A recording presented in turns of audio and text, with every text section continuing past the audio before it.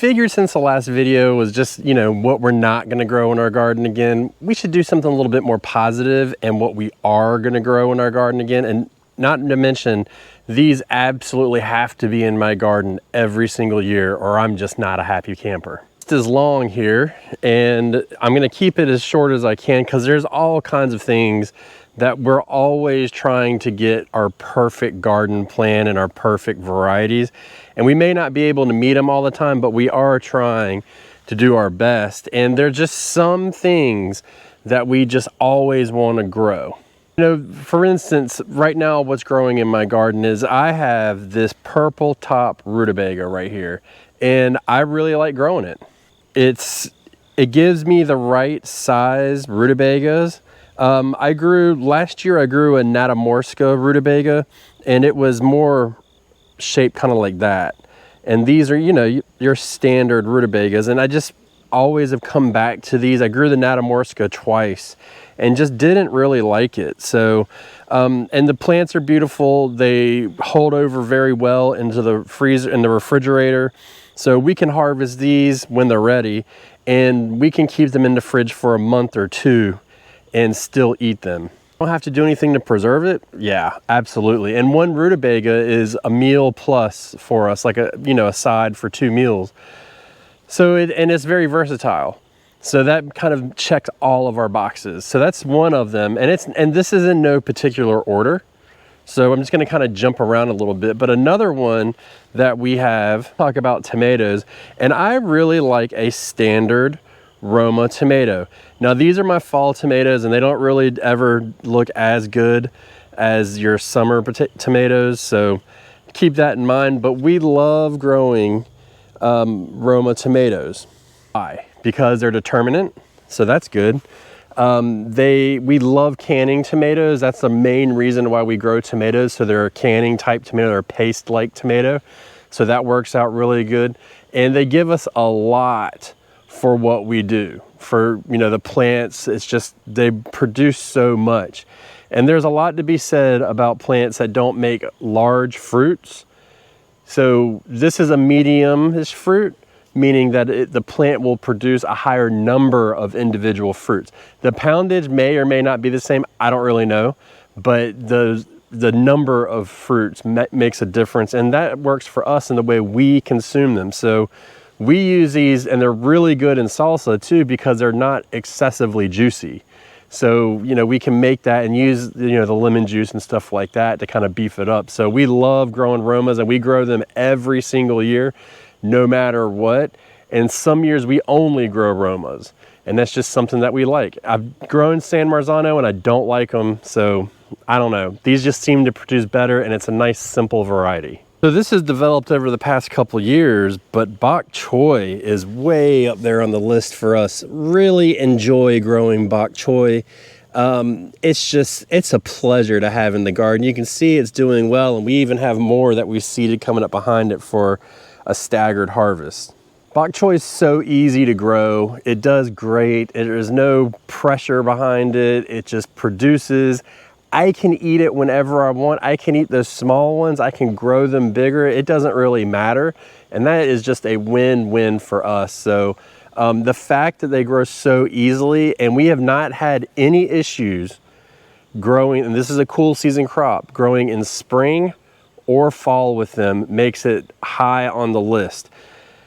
As far as eating them, you know, if you don't like the stalks or you get tired of eating them, sometimes if they're big enough, we'll just cut the stalks off and cook the greens. So you can do that. There is no real preserving of it, but that's not a big deal for us because we can plant so much, and we actually plan to put more in the greenhouse here starting up really soon. So this one isn't definite yet, but we always like to grow bell peppers. And bell peppers, I have a love-hate relationship with growing them. A lot of times they just don't produce like I want, and we've tried multiple varieties. And as far as bell peppers go, what I'm referring to are sweet peppers. So this year we grew these California Wonder Peppers. I gotta say, I'm starting to think very seriously that they are going to do the trick for us. I'm not guaranteeing it, but I mean, they are just loaded down still. So we are getting peppers solid all the way through. And this is something that we really want to keep going for the years to come. I grew this purple pepper, this purple beauty pepper, and it's beautiful, it's purple, but the peppers just don't get to the right size. I've grown a lot of different like standard bell peppers, and this is the best producer we've ever had. I don't know if I'm having a really good year or what. So this is the beginning of like redoing it next year and seeing if we can meet it. I've grown a lipstick pepper, which is another one that I really, really like, but it was a smaller pepper. And sometimes, you know, we want to stuff, we want multi-uses out of it. I don't want to grow multiple types of peppers. If I use one for one thing and one for another, I want to use one for all of it. So I can chop up any pepper, but if I want to stuff peppers or anything like that, then you got to get a bigger pepper. As far as other sweet peppers I've done a Jimmy Nardello. They grow really well.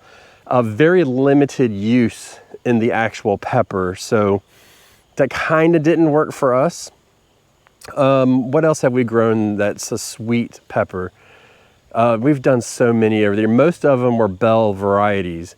There's a couple more that I want to try on the side, and we'll bring those up in a later video once I start figuring out what I want to grow next year. But these California Wonder Peppers, I believe, are going to be a staple from here on out. I'm still trying to figure out a Brussels sprout variety, but Brussels sprouts are in there. As a matter of fact, I don't even know what variety these are. I forgot, but this variety seems to be doing well. What we do know is we want to keep growing hybrids for them. They just seem to do a lot better and they produce more, so we'll keep that up. But as far as variety goes and growing them in my area, they don't grow very well in my area, so it's natural that we would kind of struggle to get them to go. But once we got them and we were able to we're on our second year, so this will be the third year, hopefully, that we get a full harvest off of them. It's going to be really nice, and we can start dwindling down different varieties and stuff like that. I'm not even really worried about saving seeds, so I've grown heirlooms and they just did not do well at all. And the hybrids really stepped up the game. So shout out to all the people that know that like sometimes a hybrid really makes a difference. This variety, I talk a lot about it though, Waltham broccoli. Love Waltham broccoli. I get good sized heads off of it. I fertilize it heavy. It produces, it's solid. I can recreate it every year. The seeds are easy to find. I can get the seeds anywhere. Every once in a while, I will switch to a different broccoli, and it's another one that I don't really care to save the seed for. So if I want to try a hybrid or something, you know, maybe next year, I've been thinking about it. Maybe I get a little bit brave and want to get like a giant head of broccoli. So maybe I'll try like a green giant or something like that. And I've done that before and it works great, but I keep always coming back to the same variety because it's just so easy to get and it's such a solid producer and it's an heirloom. So if I want to save the seeds, great. It's not hybrid at all. If you've been watching this channel for any amount of time, you know that I love my Seminole pumpkin. And every year I'm not going to grow my Seminole pumpkin, but every year I am going to rotate between like a butternut squash and a Seminole pumpkin. As far as butternut squash goes, so two things. I think it's Waltham butternut squash is what I like to grow. It's solid, heirloom, easy, save seeds for it easy, all that stuff. Heavy producer. As far as the reason why we don't do it every year is just plain and simple. They give us so much that we get tired of eating them. And that's why we rotate typically each year. I didn't rotate this year and my family is a little bit bummed out because we've just started harvesting our Seminole pumpkins off this. This is one plant, by the way. This is just one plant. So we started harvesting a couple weeks ago. We've already got about 20 pumpkins in there. And you can see here, I mean, we've got more. I've got to come out and harvest again, and they're coming up everywhere. So it's just one of those things. We just get tired of eating them. The consistency is different for each one. So a Seminole pumpkin is more watery consistency, and everybody knows what a butternut squash is. It's more of a thick consistency. Being said, this guy right here If you live anywhere and it gets hot, it loves the heat, right? So we grow it every year because, and once the first time I grew it and I saw what it did, it was great. It doesn't produce at first, but if you let the plant grow and it gets bigger and bigger, it's a heavy, heavy producer. And it seems to me every year towards the end of the seasons when they start pumping out the pumpkins. So it's not, you know, you have all these vines for a while, you're like, well, I'm not getting anything. And the next thing you know, boom, you start getting them. So I love growing them, and it's a great producer, and it really does put bulk in your cabinet. So the other thing too is these pumpkins, we've had them last 1 year, just cured, sitting on the shelf, no issues. So we typically don't eat them when they get that old because you get a little bit nervous, but they weren't rotten, they didn't smell, nothing was weird going on in there. So take that for what it's worth. Now, this being said, we, as a family, we eat what we call seasonal eating, okay? So typically what that means is we eat everything that's in season. So we don't, for instance, if we go to the grocery store, we don't buy oranges in the middle of summer because they tend to come out in the fall and winter and stuff like that. Apples are ready in the fall, so we eat those in the fall. You know, wintertime gets a little bit tough on the fruit side, but we're not really eating bell peppers in the middle of winter unless we preserve them.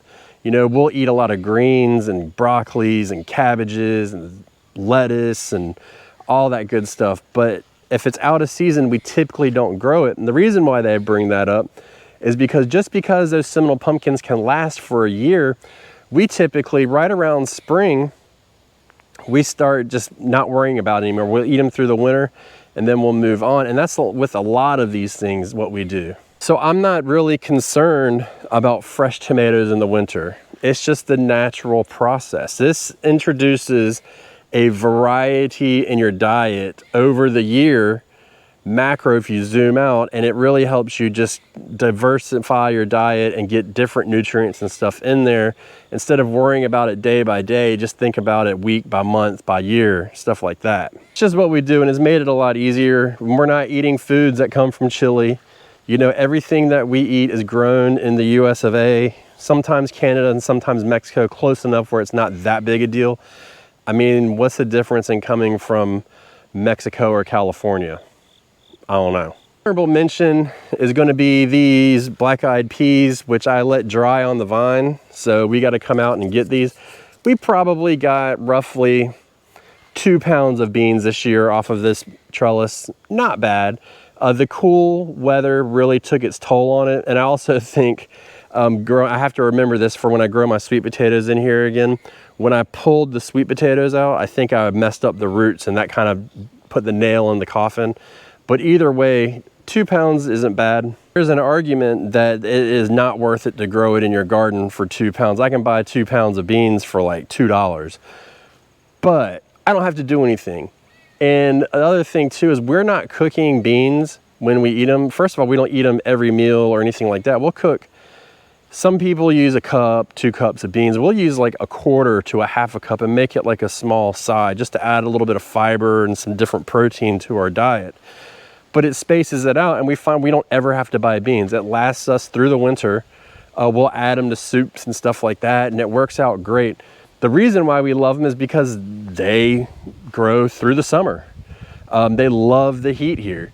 And again, we don't even pull them off when they're green. We just let them dry right on the vine, and then we pull them. So it's super easy, and it's anything that makes, and remember this is gonna be a theme, I had to think of the word, through the rest of the year into next year, is less friction. So it's less friction for me in my garden and my lifestyle for what we do, and preserving food is a big part of it. What's something that you absolutely have to grow every year in your garden? No questions asked. Let us know in the comments below. Goodbye.